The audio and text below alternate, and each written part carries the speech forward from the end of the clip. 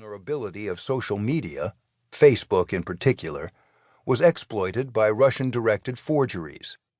In the Washington Post, a Russian troll explained how it worked. You were in some kind of factory that turned lying, telling untruths, into an industrial assembly line. There were huge numbers of people, 300 to 400, and they were all writing absolute untruths. In 1964, Lyndon Johnson's most famous campaign commercial showed a young girl picking daisies before cutting to a blooming mushroom cloud. The scene, juxtaposing innocence with annihilation, was a coy warning of the dire threat presented by Johnson's alleged trigger-happy opponent, Barry Goldwater.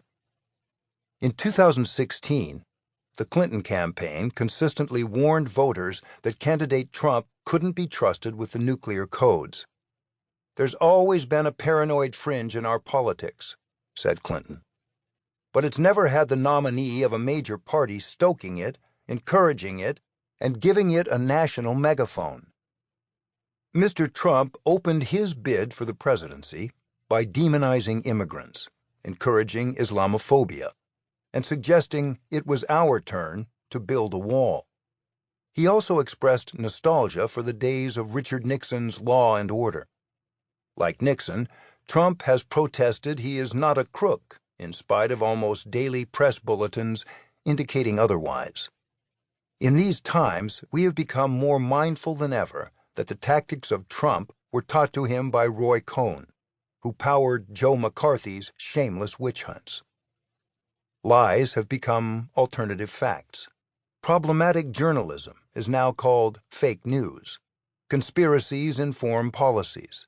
The president has his own state TV, and going back to the future of 1984, reality has to be seen through the eyes of the party.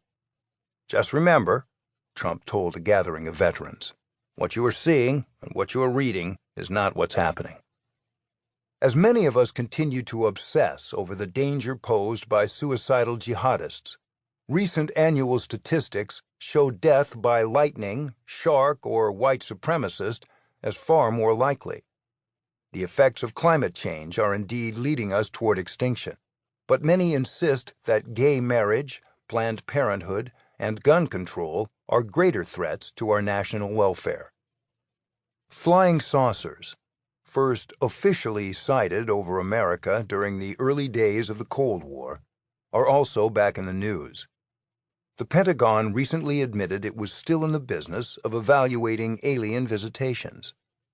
According to the New York Times, the Advanced Aerospace Threat Identification Program was charged with investigating an increasing number of UFO reports from service members. The program spent $22 million of black money, secretly authorized by Congress, and was run out of an office on the 5th floor of the Pentagon's C Ring, deep within the building's maze.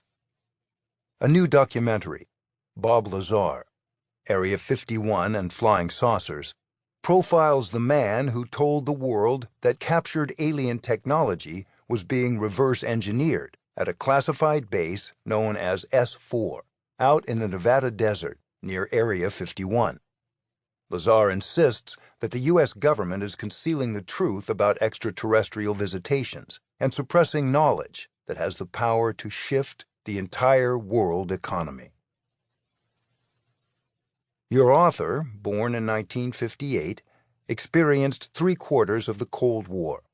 As a child, left largely unattended on the streets of Queens. As a teenager, engaged by the daily news he was dispensing on a paper route in a freshly built suburban development in New Jersey. As a college student at Columbia, where the anti-war ferment of the 60s still had a romantic appeal. And finally, as a budding journalist working for the New York Times, publisher of the Pentagon Papers, and the San Diego Union, a publication headed by former members of the Nixon administration. My parents, as devout Irish Catholics, were virtually under papal obligation to vote for John Kennedy. Their fealty to the Democratic Party did not last much longer. Mom and Dad viewed communism as the presence of evil in the world and thought McCarthy had the right idea. My father